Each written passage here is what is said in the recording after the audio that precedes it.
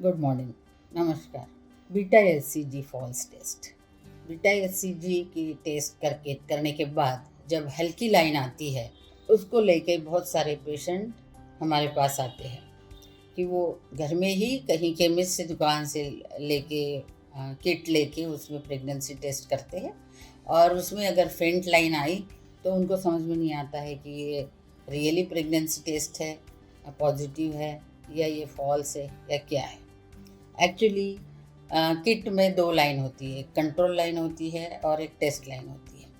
Control line जो होती है वो हमेशा पॉजिटिव आनी ही चाहिए, वो डार्क आनी ही चाहिए, क्योंकि वो हमको इंडिकेशन देती है कि ये किट अच्छा है, ये किट हम यूज़ कर सकते हैं। परंतु अगर वो टेस्ट लाइन हल्की आती है, इसका मतलब ये होता है कि आपके बॉडी में बीटा एचसीजी की मात्रा बहुत कम है।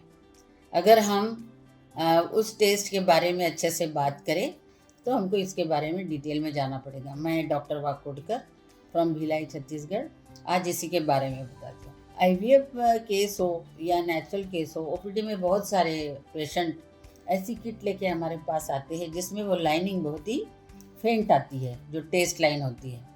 तो उनको समझ में नहीं आता, क्योंकि उनको बहुत दिनों से प्रेगनेंसी की तलाश होती है और प्रेगनेंसी होती नहीं, और वो अपने मर्ज़ी से जब टेस्ट करते हैं और वो हल्की सी पॉजिटिव आते हैं तो बहुत खुश हो जाते हैं, या फिर रिपीटेडली करते हैं और वो डार्क होती नहीं तो निराश भी हो जाते हैं। तो उसका मतलब ये है कि अगर आप ये टेस्ट करते हैं तो बॉडी में बीटा एचसीजी अच्छा मात्रा में आना चाहिए। अगर आपकी प्रेगनेंसी अच्छी हुई है और 30 to 40 मिली यूनिट्स अगर वो बीटा एचसीजी की मात्रा है, और ये कहाँ से सीक्रेट होता है। अगर आपकी प्रेगनेंसी हुई है तो प्रेगनेंसी के जो एक्टोडर्म है वहाँ से ये हार्मोन सीक्रेट होते हैं, और वो यूरिन द्वारा हमको प्रेगनेंसी टेस्ट में यूज़ करके मिलता है कि हाँ पॉजिटिव है कि नेगेटिव है। पर अगर प्रेगनेंसी बहुत ही शुरुआत के दौर में है, या प्रेगनेंसी है ही नहीं, कभी कभी फॉल्स है, तो भी ये टेस्ट फेंट लाइन दिखाता है। उसमें कन्फ्यूजन करने की ज़रूरत नहीं। देखिए, हम लोग को इसका फिजियोलॉजी समझना पड़ेगा।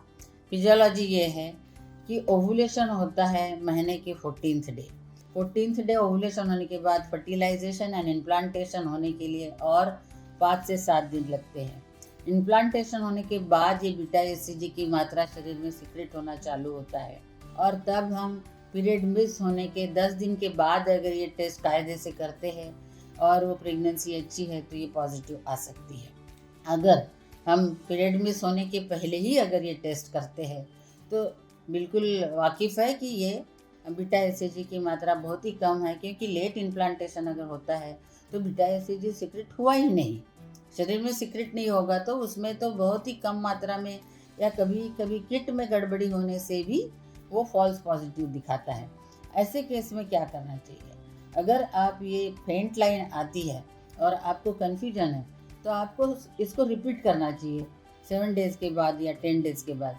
फिर भी वो नेगेटिव ही आती है या हल्की सी आती है तो आपको बीटा एचसीजी ब्लड टेस्ट में करना चाहिए, जो सबसे अच्छा यूनिट होता है, माइक्रो यूनिट होता है, और उसमें डायरेक्टली हम ब्लड से टेस्ट करेंगे तो हमको ये पक्का मालूम पड़ेगा कि आप प्रेग्नेंट है कि नहीं। दूसरी बात, थोड़े दिन के बाद, मतलब अराउंड 6 वीक्स तक, जब ये 1000 मिली यूनिट हो जाता है बीटा एचसीजी की मात्रा, तब आप सोनोग्राफी में ये देख सकते हैं। तीसरी घटना ये है कि अगर प्रेगनेंसी हुई है परंतु वो मिस्ड हो गई किसी वजह से, उसका गर्भ से नाता टूट गया है और वो डिस्पैच हो गई है बाजू में, तो हाँ बीटा एचसीजी की मात्रा कम होगी। उस समय भी आपको ये हल्की सी लाइन दिखेगी, वो भी आपको सोचना चाहिए। चौथी बात, एक्टोपिक प्रेगनेंसी, यूट्रस के बाहर फैलोपियन ट्यूब में अगर प्रेगनेंसी है, वहाँ पे भी बीटा एचसीजी अच्छे मात्रा में सीक्रेट नहीं होता। तभी भी ये हल्की लाइन दिखेगी। अलर्ट होना चाहिए कि कहीं मुझे एक्टोपिक प्रेगनेंसी तो नहीं है, मेरी प्रेगनेंसी गड़बड़ तो नहीं है, और वॉचफुल रह के डॉक्टर के पास ज़रूर जाना चाहिए। तो ये से सारी चीज़ें देखना चाहिए।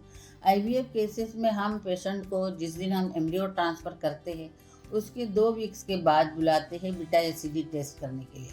पर कुछ पेशेंट ऑलरेडी इतने स्ट्रेस में रहते हैं, वो किट लेके घर में ही देख लेते हैं, और कभी कभी वो हल्की सी लाइन आने से इतना परेशान हो जाते हैं कि उनको समझ में नहीं आता कि इतना सब हो गया और मेरा नेगेटिव आया तो अभी क्या करें। उस समय इतना पजल्ड होने की ज़रूरत नहीं है।